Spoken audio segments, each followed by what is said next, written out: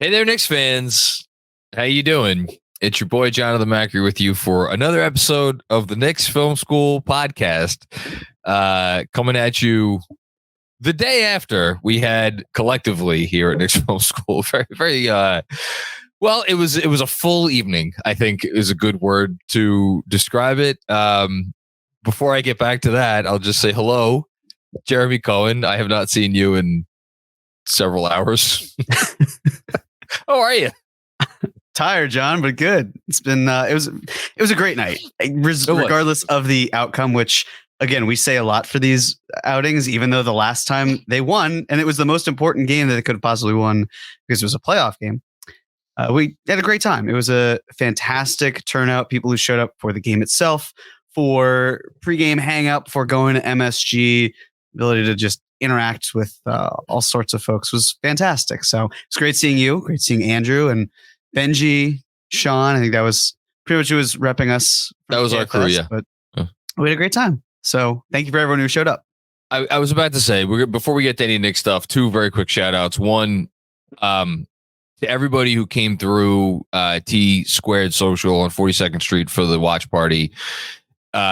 Whether you were there just stopping by before the game, stayed for the whole night, to say that was an overwhelming response, I think would be an understatement. I personally was blown away by how many people came out. I didn't try to get like a head count, but all I know is that I think this would have been different had they won the game.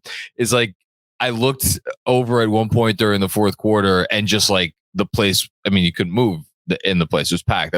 All tables were filled up, and it was just a sea of Knicks gear. And then I looked up like 5 minutes after the final buzzer, and it was like empty.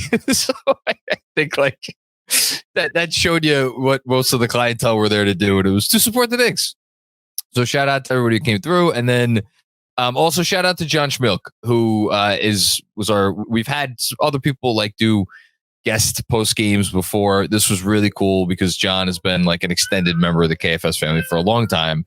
And that was not an easy chair to sit in last night. I mean, 9 straight. And then here he comes and does the post game after a loss. So but he did a great job. So those two quick shout outs out of the way.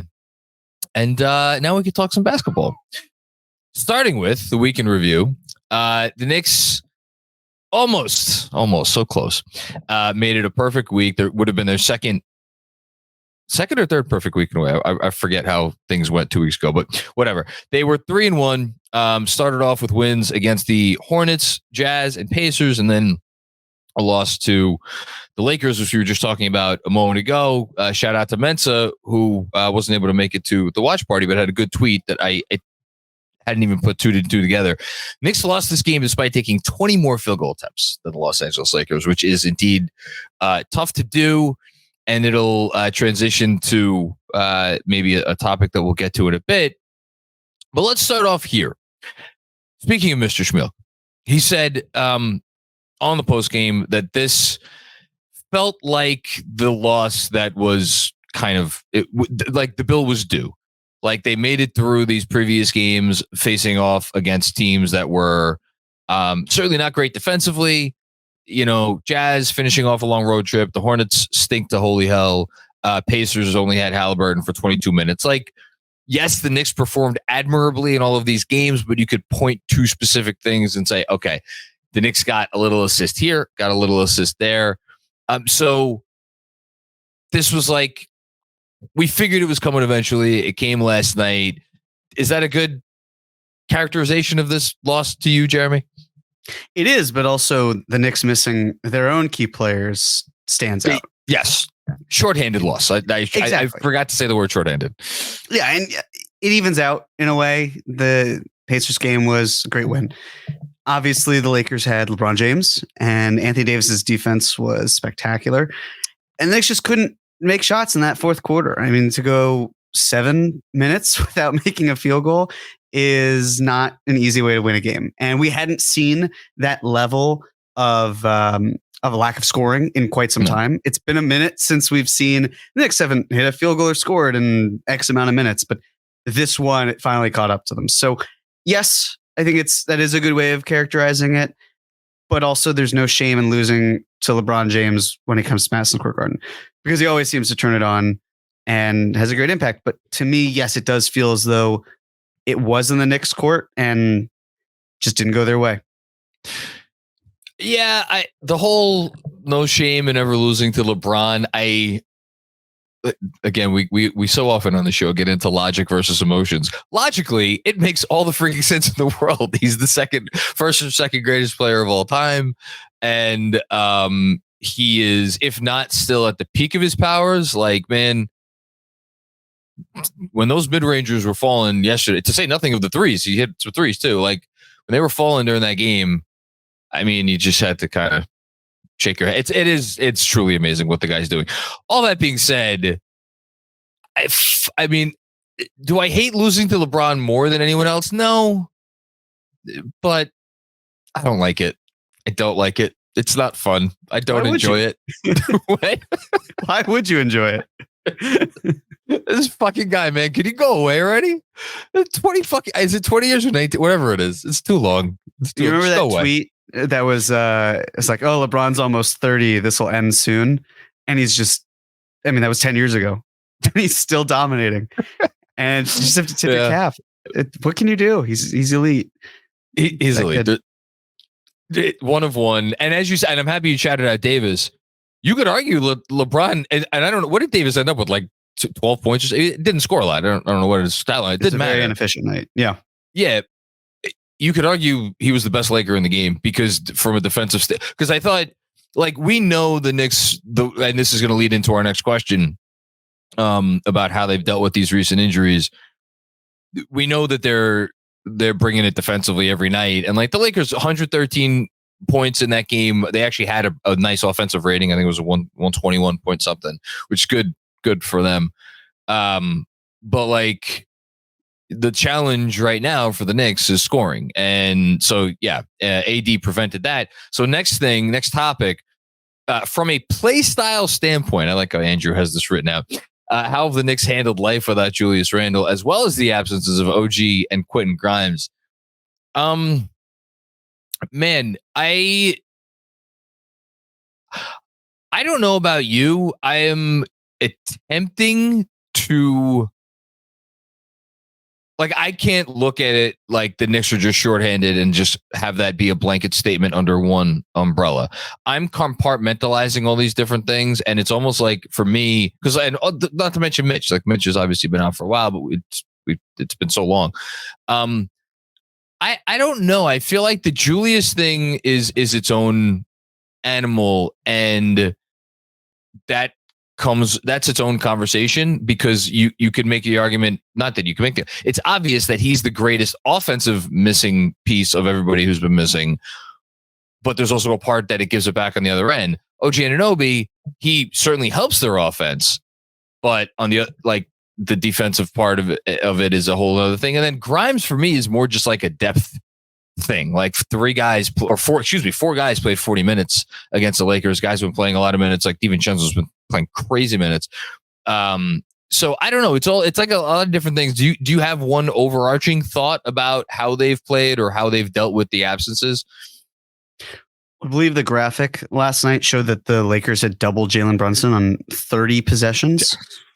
Wild. Or 30 times. It was just an insane amount. In terms of play style, the thing with Julius Randle is, before he was injured, and if anyone had thoughts of no Julius or Julius, it was never about are the Knicks better without Julius Randle? It was, is there a player different than Julius Randle that comes into the building and does something? And removing Julius Randle from the equation takes a whole lot of talent off the floor. But to me, I mean, what OG does on the defensive end is akin to what Randle does offensively. And when you're missing those pieces, I think about just how defense turns to offense, what their identity is, how OG could make that impact. I was disappointed because I thought if OG Anunoby is sitting out this week, okay, well, they're resting him. He'll come back for this type of game. Yeah. And he didn't. And that was more of a concern to me of, all right, what's going on here? Because I would have hoped if there were ever a game to bring him back for, it's this one. You're shorthanded. Guys are tired. You've got LeBron James coming in. Your hands are going to be full. That's where you have OG coming in and defending him. And it didn't happen. So from a play style standpoint, it looked good with the first game that Randle had missed.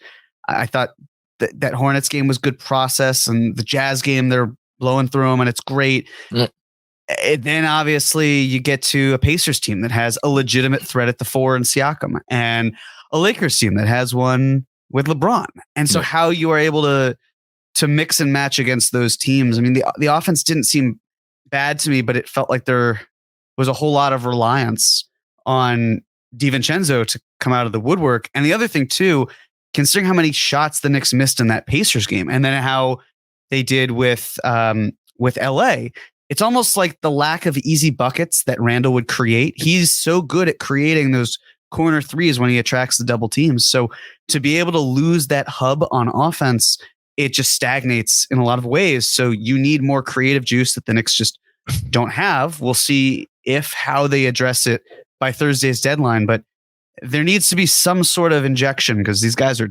tired and they're thin and they just need more oomph here. Yeah, it's a good word for it. So a couple things you just hit on it. I'm happy you did. Like, they have to be tired. I mean, how in God's name could these guys not be tired with how many minutes they've been playing? I think that's maybe the most immediate concern. We already saw Hardenstein go down for an injury that it turned out to be only 2 games. Is he all the way back? Is he going to be like up and down the rest of the year? We honestly don't know, but like we don't need any more of those situations popping up where guys are dinged up because of overuse. That's one.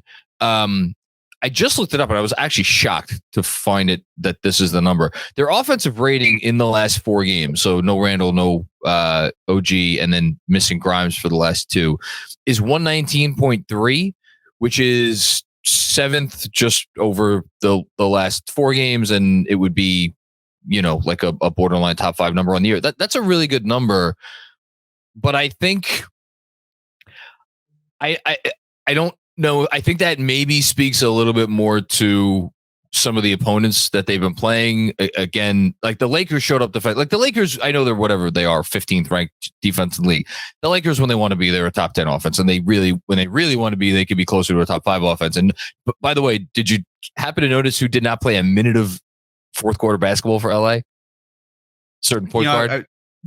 I was so busy with the event that I did not. But yeah, D'Lo did not play a minute in the fourth, and I don't think it was a coincidence that the Knicks struggled as much as they did, and the Lakers defense kind of rose up a bit. So yeah, I think it has part to do with who they played before last night: Utah, Charlotte, Indiana. Not great defensive teams, but it's not coming as easy. And I think the easiest way for me to see that, at least, is those 4 games they're shooting just a 29.9% from 3, which, if you want to be an optimist, you could be like, oh, great. So it's not really any problem. They're just cold. They have a cold stretch. I look at more as like the threes that they're getting up are not the quality of looks that you would see when Julius, as you said, was in there drawing so much attention and drawing so much gravity. I guess the last thing I want to say, and then we can either move on or talk about it a little bit more, is the way I look at the Julius injury.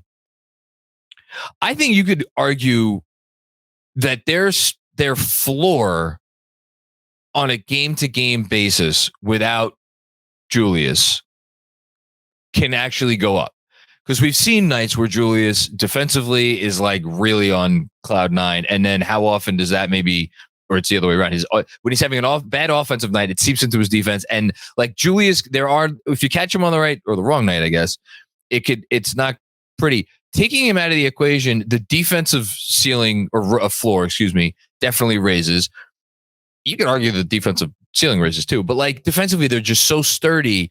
And like on nights when, DiVincenzo really has it. And obviously with Brunson being the way he is, and like if you have another guy or two that step up, you can make up for what Julius gives you. But the long term, their ceiling obviously goes down. So yeah, I mean that's kind of the thing of it for me. And and then just the last thing, we haven't seen the version of the team with OG and no Randle, because OG's been out for all these games that Randle has missed.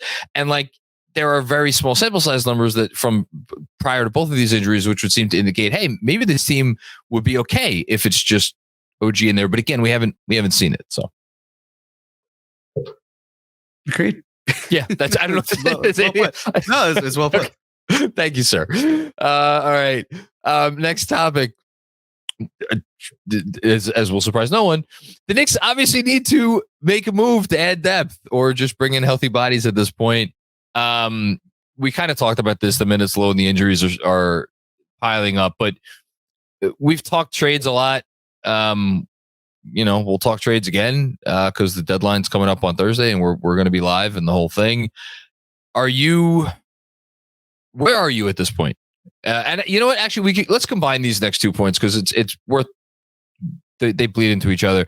The apparent summit between Clutch and CAA / the Knicks, Leon Rose, Rich Paul, mended fences. I think Bondi had that reported first. So yeah, I mean, I want to say that now because I think it widens the potential candidate pool, right, of people we could be looking at. I suppose they didn't. Or maybe not broker. for you. Well, no, it's that they didn't need a broker or piece deal in order for the Knicks to trade for a player because all those players were going to be under contract. But I get it because if tensions are difficult, you want to at least say to management. It's smart for Rich Paul and Clutch to have positive relations with a big market team like the Knicks that's winning. So why you wouldn't want some sort of presence there with your players is beyond me. But they need shooting, no doubt. But efficient shooting, right? They're 19th since the OG Anunoby trade and Precious. Ineffective field goal percentage? Oh, I didn't even realize. Effective field goal percentage. Jesus. So they're doing everything quite well, but that's like the one drawback and something they want to consider. Having a lead ball handler in the back unit or the backcourt would be great. To me, it feels like Brogdon would be a prime candidate. But then again, it could be Sexton, but I'm a little doubtful on that. It could be Jordan Clarkson, but I just have my surprises there as well. I legitimately don't know. I sit here not knowing, which I understand is great radio, but I just don't know where they're going to look. To me, the thing that makes the most sense is get someone who's a great catch and shoot player who can help run an offense in Malcolm Brogdon. I get the injury concerns, but also the player that you have right now with that salary slot is Evan Fournier, who's not playing. Yeah. So I understand it, but also the Knicks just need good talent. So getting someone in the building that can do that is important. There are other directions though that I think they could go. I think the most fascinating thing is if they do something in the forward spot.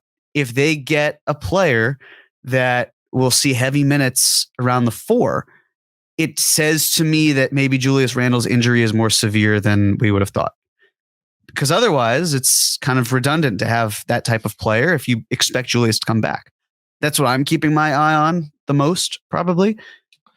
Other than that, I don't quite know where they find a solution this late in the season with considering the market. It feels like it's one guy who's under contract next year, indivisible. We stand with liberty and justice, and just finding that player who can hold down the fort for 20 minutes a game. I don't think they need a ton more than that. Just get guys healthy, and you're in a great spot. Would you be shocked or surprised or neither if they traded for a forward ostensibly to fill Randle's shoes? I'd be surprised. Because again, the whole 2 to 3 week thing with Randle isn't he's coming back in that time. It's he's reevaluated. Yeah. So if there's the fear, I legitimately don't know. It depends on what the doctors feel. He might be fine and then have to get surgery after all. So it's kind of just seeing how it goes from that sense. But if there's any sort of concern or fear that Randle can't come back, they've got to likely address that. Now, maybe it's OG is healthy enough to see significant minutes of the 4 there. Yeah. I don't think you can survive precious minutes really in the playoffs. He's one of those, as Bobby was talking about, one of those great rotation regular season guys. Yeah. So making sure you have the pieces in place, because the Knicks can get through the regular season. That's not the problem. It's adding talent that can help you in the playoffs. You don't want anyone who can get played off the court, like with D'Angelo Russell. It's hard for the Knicks to validate making this type of trade when the Lakers won't even play him in key spots such as that. Now, granted, he's done excellent work in fourth quarters before. I don't want to diminish that. But I think last night was an example of when things get tight and you have Jalen Brunson on your team, D'Angelo Russell's really not that playoff guy that's going to help you. You want a piece that's more complementary, which even to a degree goes against Malcolm Brogdon to what I'm saying. Like, I don't think that Bruce Brown is a great spacing option if Julius Randle comes back and Josh Hart is there. But also, if you feel as though you can mitigate that in some way, maybe Julius isn't playing, or maybe, you know, whatever it might be. Yes, you obviously want that efficiency piece, but that's Brown is the type of player again where he's not really a guard. He's not really a wing. I don't fully know how to categorize him. He's a Bruce Brown. He's a Bruce Brown. But if you are missing Julius Randle and Bruce Brown is here, I get to another degree. It makes more sense, but I still don't necessarily love it.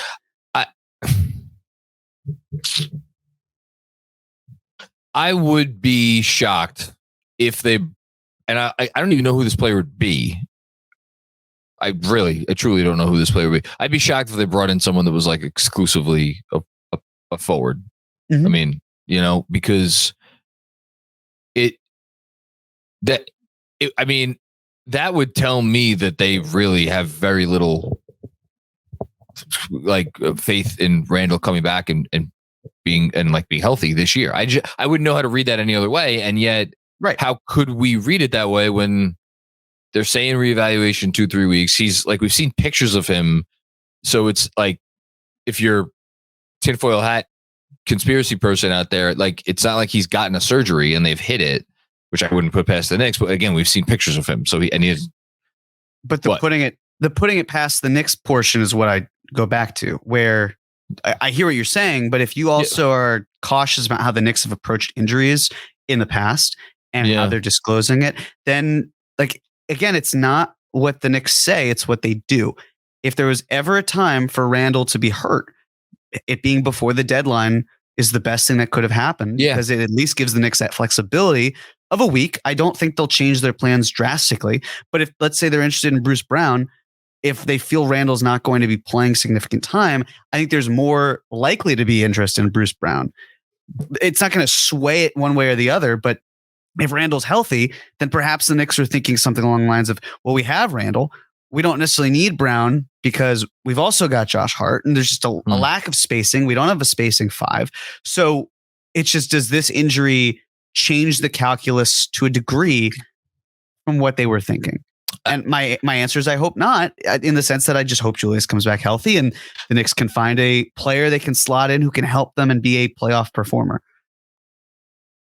I think with the amount of uncertainty in the air at this point with Randle, which is, again, it's just a very, very unique situation. Like, how often do you like have this much uncertainty about when a player, not only when a player is going to come back, but like, if you go the route of no surgery and you try to rehab it, the little bit I've come to learn about this sort of thing over the last few weeks, is that like the risk of re-injury is maybe not extraordinary, but it's significant. It's like, it has to be, you have to worry about it. So it with that level of uncertainty with him, obviously OG is kind of banged up. And with just the complete and total lack of playmaking behind Brunson or aside from Brunson, I feel like the option that they're going to turn to is the one that offers the most versatility, which to me is Bruce Brown. I feel like it's always been most likely to be Bruce Brown. I'm obviously not breaking any news by saying that. I'm same as everybody out there listening to this. I'm reading all the same shit, and it seems like they've been circling that wagon for a while. I do think the fact that, and like Ian has kind of connected these dots, if the Lakers get Murray, it would seem to take a big bidder off the table for Brown. There are obviously someone else, another bidder that could emerge, or there may already be other bidders. I don't know. I think it's going to be Brown. I completely agree with you that Brogdon makes all the sense in the world. I wouldn't rule it out. I'm just Like, is that what this thing was about? This clutch CA, the Knicks thing? Maybe Brogdon's the guy. I don't know. It's just because he does make a lot of sense. I completely agree with you. I don't know. I bet on one of those two, and I feel like I'm not ruling out Clarkson either for some reason. I don't know why, even though he didn't look very good against us and hasn't had a great year, frankly. I think it's going to be Brown. Okay. Last thing on the rundown before we give out game balls. So minutes loads, just to put a fine point on it. So these are the minutes totals from this week alone. So 4 games. Brunson, 38.5 minutes. DiVincenzo, 39.9 minutes. Josh Hart, 40.3 minutes. And Precious Achiuwa, 39.6 minutes. I will say that I think this seems to be a talking point in not only Knicks fandom, but perhaps even in the locker room. I don't know if the Josh Hart's comments after the game are going to make the rounds, but he had some comments on his minutes, like something along the lines of I didn't know I was going to feel this included. Well, he's very included now. It's a lot of Josh Hart and it's a lot of Precious Achiuwa. The Achiuwa thing I don't mind because that feels like it's more out of necessity. Like, where else are they turning? And with Grimes out, it's like I don't even know how much we could critique the Hart stuff unless you want to go and dig up Evan Fournier and put him back in the rotation, which is not something I personally want to do. So like my level of concern is high. It's not crazy high because we're 5 games away from the All-Star break. And again, I think they're going to make a trade. So I don't know. How worried are you about this stuff? What else can they do? I don't know. Like that's my main thought. Okay. So typically the way that the Knicks went into this season, let's say, imagine Mitch were healthy when the trade went down on December 30th. You'd be looking at Brunson, DiVincenzo, Anunoby, Randle, Robinson. And then you'd have McBride, Grimes, Hart, Achiuwa, Hartenstein. Sure. Right? Yeah. Those 5. Those 5. 4 of those guys are injured. Yeah. I don't think that there are a ton of other solutions. I'm not saying there's 0. I think I'd probably play Deuce a bit more. I only played 20 minutes last night. And he was good. I thought he only shot 3 for 8, but I thought he was good. He got to the foul line. Like, he was good. Right. So who else is really going to be the solution? To your point, Evan Fournier is not going to come in out of rhythm and provide winning minutes. There are players who are tiers below. I don't think that Malachi Flynn is going to give you a ton. I mean, he typically has operated where he gets time in the first half, in the second quarter, and then that's it. And then doesn't come back.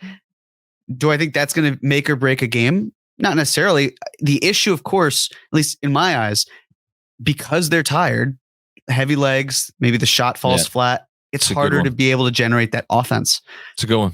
Which is why getting someone by this Thursday would be crucial, because if you're able to have that player inject some new life, go for it. Like, you need it. So, but other than that, I just don't see how many solutions there are that are workable that actually win you ball games. I doubt that Tibbs wants to have Precious Achiuwa as a 4 in a close game at the end of a game. I highly doubt it, but he doesn't have that many other choices. And there's a point where the Knicks, I think, had 5 players on the court, obviously, and 3 of them were not exactly floor spacers. And based on how they've built their team, that's not an optimal move. That's not even what Tibbs necessarily wants. But getting to that point where you can say, all right, we have this many healthy bodies and this many that are actually good, and then this many that can do exactly what we've been accomplishing and what our front office has set out to create a system where there is more spacing and passing and just solid offense. It doesn't exist at this moment in time, in my eyes, that really can also help you win games. Let me ask you this. I'm looking right now. There are between the top 6 teams in each conference. You know what? Throw Miami in there. Throw Orlando in there. They're in a almost tied with Indiana. Throw New Orleans in there, is actually tied with Phoenix. So that's 12, 13, 14, 15 teams. So Pels, Suns, Kings, Nuggets, Clippers, Wolves, Thunder, Magic, Heat, Pacers, Sixers, Knicks, Cavs, Bucks, Celtics. Of those 15 teams, half the damn league, who are all trying to win. Is there any team, and I don't want to use this, it seems insane to use this word about a team that has just won 9 straight. Is there a team as desperate for a specific move as the Knicks are right now? I really am not sure that there is. I don't think so. There are a lot of teams that need additions, but the Knicks are just so incredibly banged up. And like the Wolves could use another point guard, like, you know, they've been connected to, I guess, Tyus Jones. Like, you want to say the Magic could use a point guard. So there's a few teams that could use another playmaker, like the Knicks. But I don't know. They're the most banged up team in the NBA. They have to be, right? Yeah. Is there anyone else that you can think of? No. I can't. No, I mean, you could say the Sixers obviously are feeling a crushing loss, but then they've still got a lot of other healthy players. Yeah. And also, if they're that reliant on Embiid, then they've got larger issues that need to be tended to. Yeah, the Philly situation is going to bears watching. One quick thing to try to add some uplift and levity before we give out game ball. So I did a little research before for Monday's newsletter, and did you know that this so the Knicks have won, they're 32-18 as of right now, which is their best 50 game start that they have had to a season. It's tied actually with the 2012-13 team, who also started 32-18.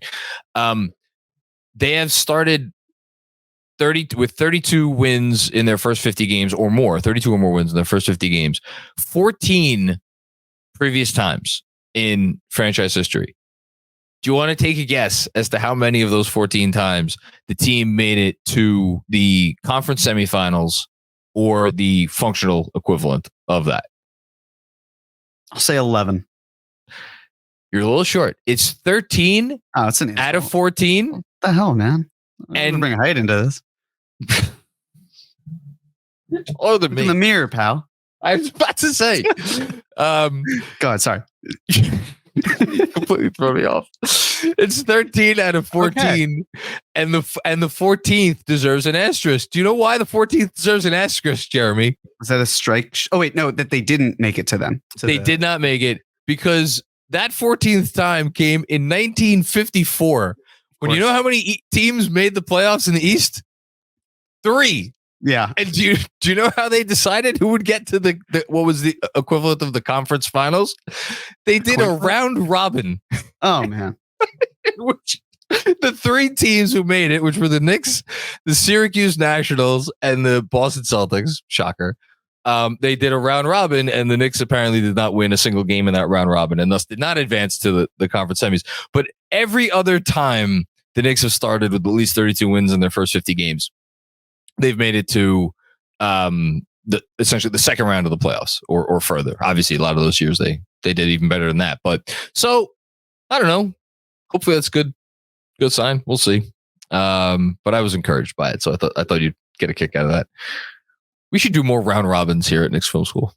Be good. I don't know how we could work that into our normal routine. Game balls. Let's give some out. Given to a player, coach, or entity that stood out this week and deserves special recognition. As always, Andrew Claudio writes words on a page and I read them. NBA All-Star Jalen Brunson. 34.3 points per game on 49.1% shooting. Drove grown men and women to tears on Thursday night after his heroics versus Indiana. NBA All-Star Julius Randle. Selected to his 3rd All-Star team game, whatever, in 4 years. Only Melo has done that as a Knick this century. NBA Eastern Conference Coach of the Month, Tom Thibodeau. Knicks went 14-2 with the number 1 defense and the number 1 net rating in January. Dante DiVincenzo set a new career high with 9 times 3-point field goals made on Tuesday. Shot 38.7% on 15.5 attempts this week. He shot 15.5 threes per game this week. My Lord. It's insane.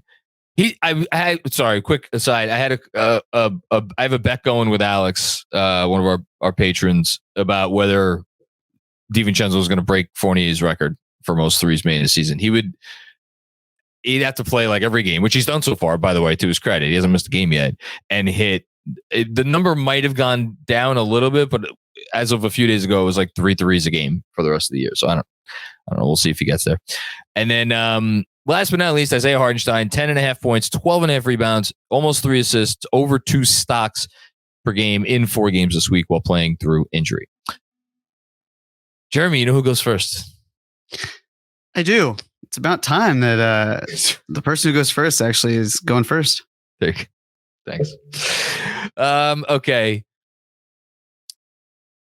I mean, there's an obvious answer. I'm just trying to think if I need to do the thing sometimes that we do where the person who goes first doesn't give it to the obvious person. I'm not going to do it. I'm giving it to Jalen Brunson because I was one of those grown people who was brought to tears on Thursday night by his not even his heroics, his how he was overcome with emotion himself after that game.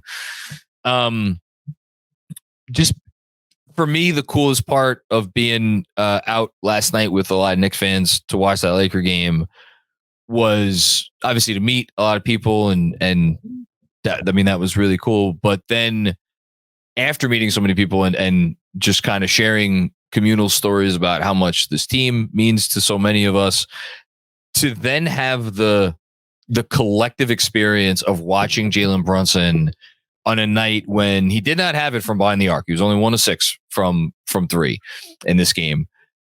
But to watch him just time after time, like through 3 quarters, because that's why the Lakers had to double him, because they had no answer. It didn't matter what they threw at him. He was finding a way.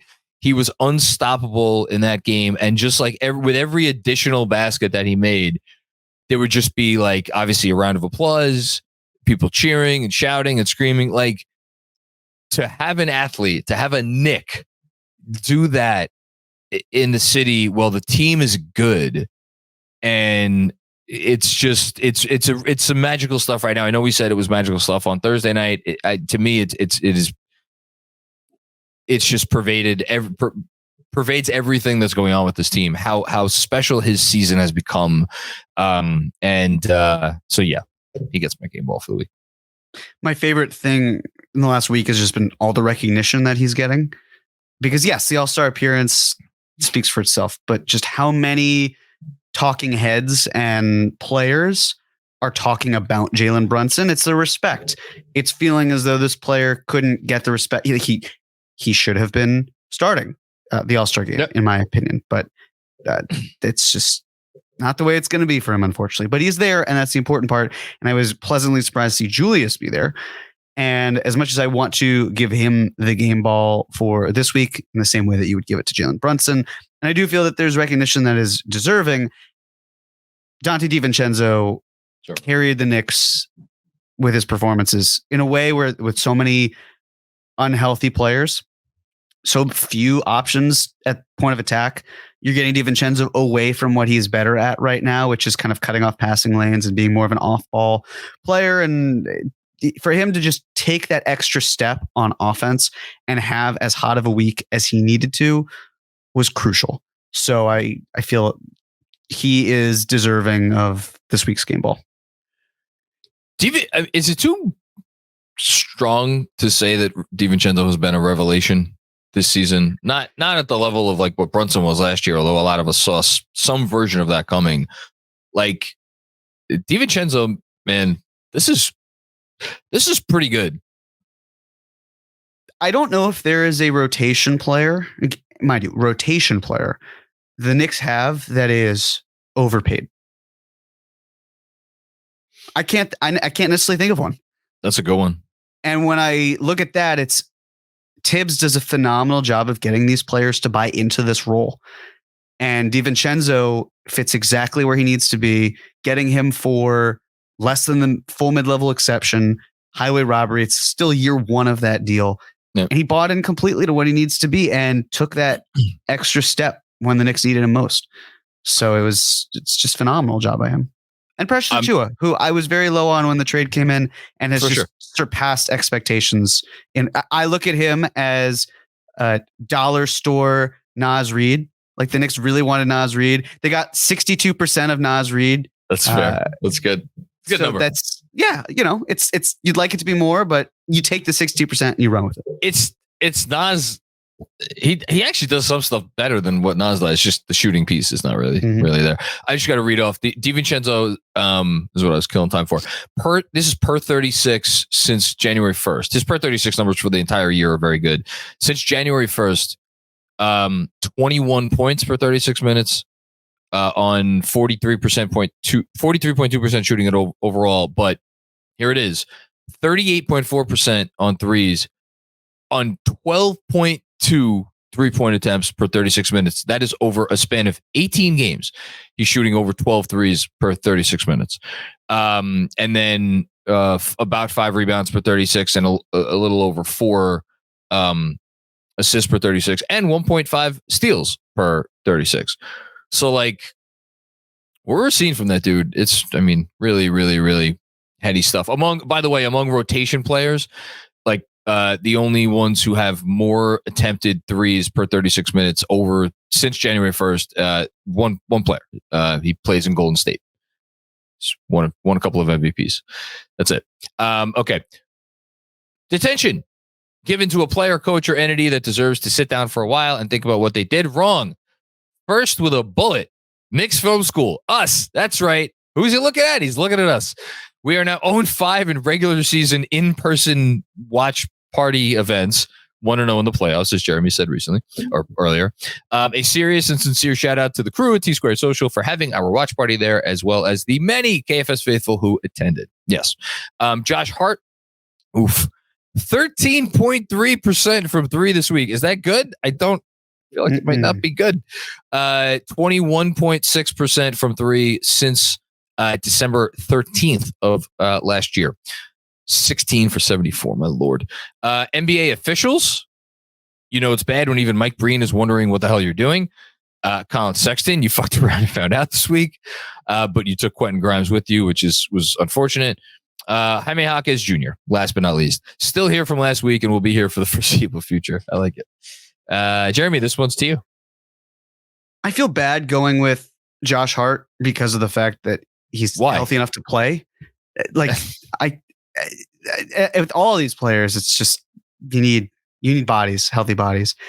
I'm not going to pick us because we still had a great event. And also, if you just bet against the Knicks all 5 of those times with the money line, then you'd probably be a wealthy person. So if anything, you should find out next time we have an event and then just bet on the other team. I'll go with Colin Sexton. Okay. And, I could live with, I think he actually should get credit for helping to fuel Jalen Brunson in that game because clearly he decided to open his mouth and Jalen Brunson took it to another level. It's the losing the Quentin Grimes part that hurts because it's not even the Quentin Grimes factor of it. It's losing a healthy body that would have helped you in the Lakers game hurts a lot. So yeah, my tinfoil hat is also that Grimes is certainly dealing with something, but if the Knicks were to move him at the deadline, it could be like let's just slow play this. We don't need any risk. And I don't want to be that cynical. I really don't. But he's been involved in trade rumors and the thought certainly is around. So it just feels tired to go with Jaquez, but I agree with Andrew that he'll still be up there for the foreseeable future. I just won't pick him. So I'm just going to go with Colin Sexton and leave it at that. I'm with you. Like, I'm not going to go with Hart, but like, man, and you know why I'm not going to go with Hart? Because like, this is killing him. Like he knows he's hurting his team, but he also is like dealing with twins at home. And he had a comment on that after the game too. Like this is a dude. I can't even imagine what his life is like. Like he doesn't. He has not slept in probably months, and he's playing all these minutes, and he's in a shooting slump, and I can't put him in detention. I'm gonna go with the refs.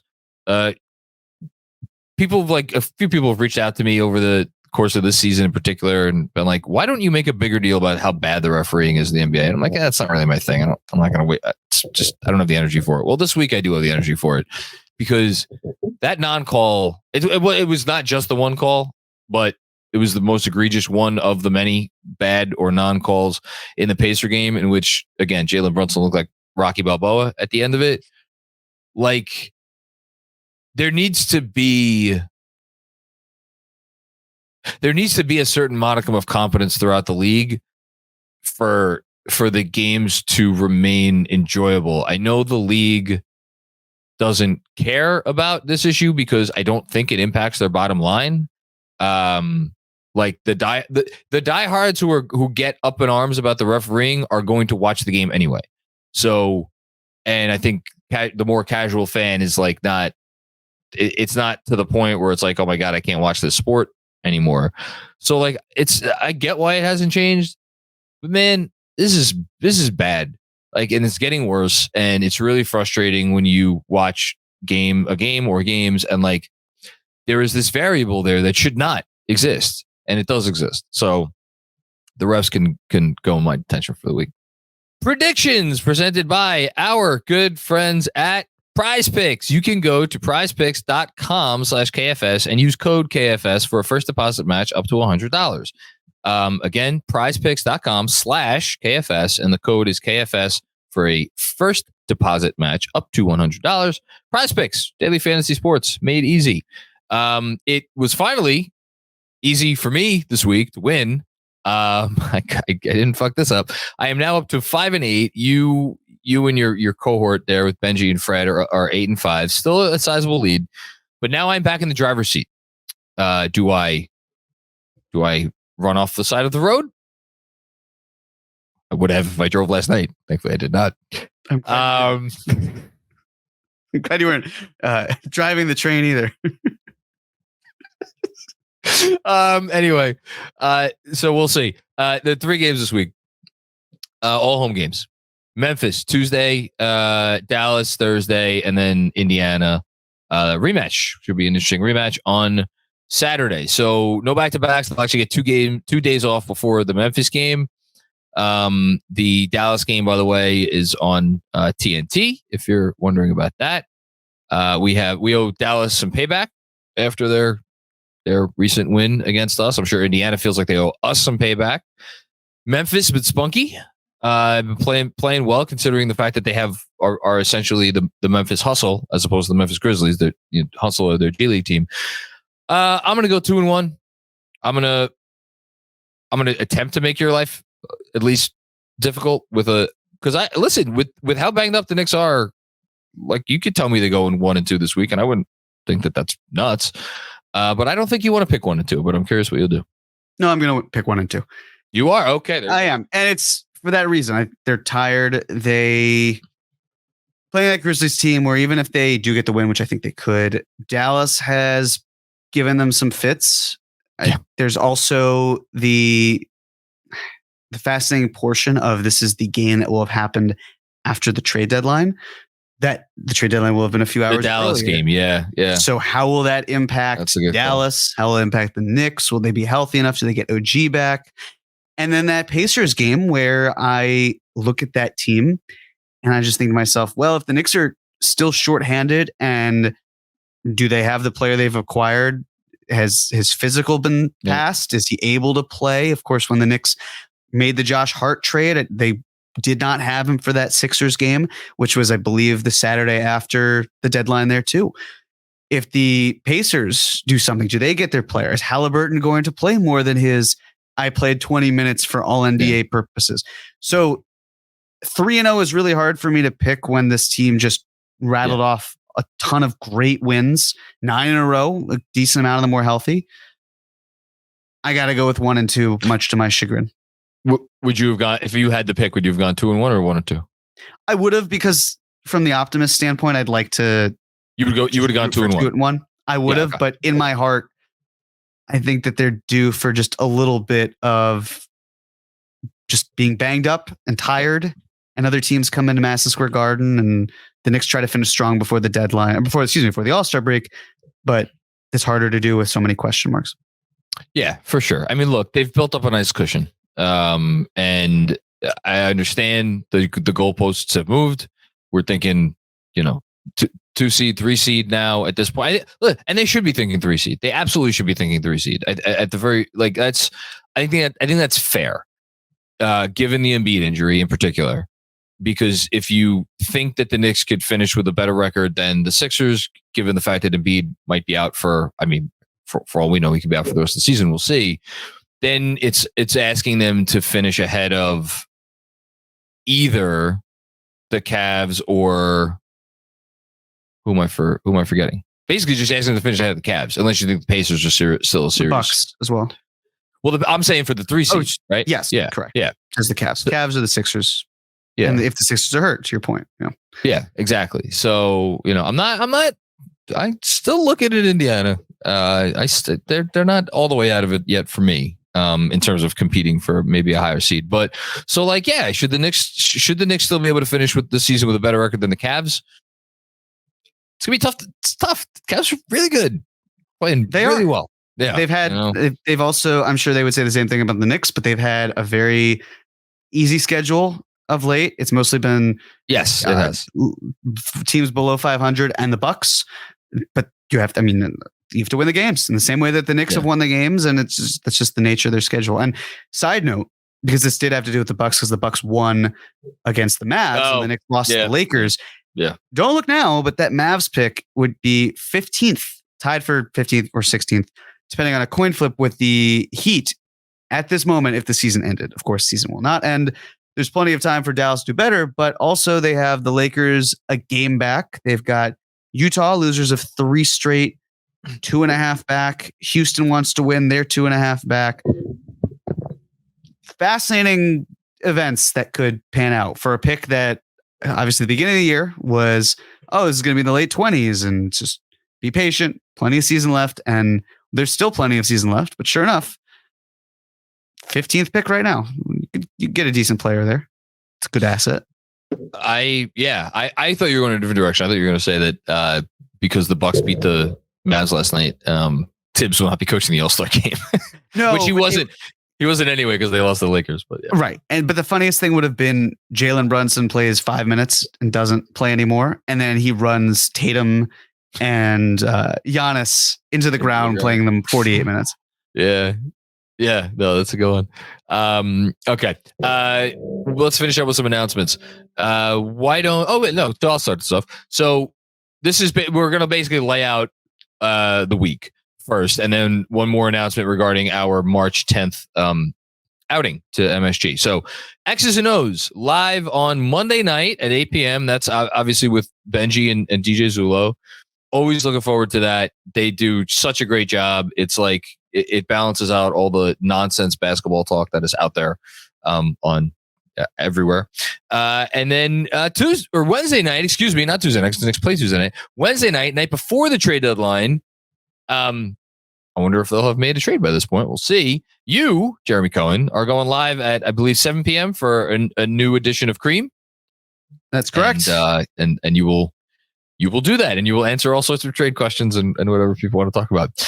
Then our free agency, trade deadline live stream. Andrew's already thinking ahead to June. It's all right. It's pre-agency. It's pre-agency. A lot of teams do their business now. Storms are coming. Yeah. That's what Bobby said. Yeah. That was great. Something about that really cracked me up. So that is going to be from 2 p.m. to 4 p.m. On Thursday. It will be me. It will be Jeremy. It will be Andrew. I will be here for almost the whole time. I have to dip out for a half an hour to go be a guest on Ian's show, The Putback. But I'll be here for pretty much the whole time other than that. And then you guys will fill in for me while I'm gone admirably, as you did last year. And that is that. That's all of our announcements for this week. Jeremy, you want to take it home with the final one? Yes. Final one would be, we are doing a great job of getting closer to a second lounge. For those who did not hear, we sold out our first one. There's a healthy waiting list. We want to get a second one going, but we can't get the second one until we fill it up. So if you are interested in going to the March 10th game against Philadelphia 76ers, 6 p.m. Eastern Standard Time, there is room for you. We would love for you to make it happen. If we're able to fill it up, which we would need to, it would be $215 a ticket. As a reminder, that includes free food. It includes soft drinks. There will be some sort of event before the game or after the game. We will figure out exactly what it is. A Knicks alumnus may stop by. It's a lot of fun. We've been doing this every year. Of course, the Knicks have been losing, but that is irrelevant because it just is. It's not a curse. It just happens. So please sign up. If you have not heard from us yet about being able to go to the game, it's because you are on the wait list, and we hope to certainly have that done where we can just have everyone attend. So encouraging some support to get out there.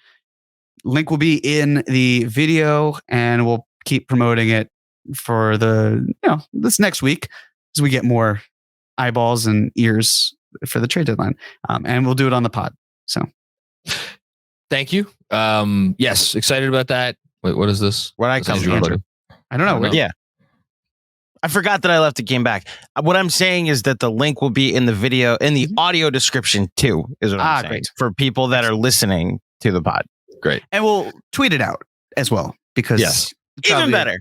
Be a great way if you're on Twitter to get on that list. Perfect. All right. That's it. I want to go take a nap. Jeremy Cohen, Andrew Claudio. What? I have one more thing. I don't know if it's since we're like laying out the whole week. Well, I mean, I'm just letting people know next Sunday's episode will drop at like noon.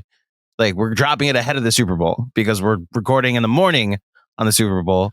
Yes. So just something to look forward to. Normally you get your pods on Monday morning. We're dropping it at noon on Super Bowl Sunday because despite the fact that ball is life for us, we also want to partake in the American tradition of watching the Chiefs win the Super Bowl. I'm planning on watching the Super Bowl. I'll have you know. Proud of you. You should all be proud. Yeah. Okay. Very. Thank you, Jeremy. Thank you, Andrew. Thank you to everybody who came out for the festivities on Saturday night. Again, great event. Really, really cool. Really, really fun. And I speak on behalf of everybody at Knicks Film School.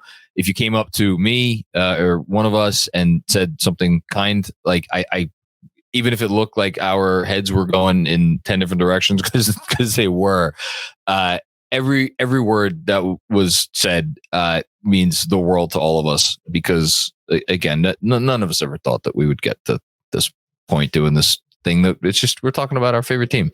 And so to have built this thing and have people just like really love it and enjoy it is it's very special. So thank you. And we will be back with more fun and games very soon.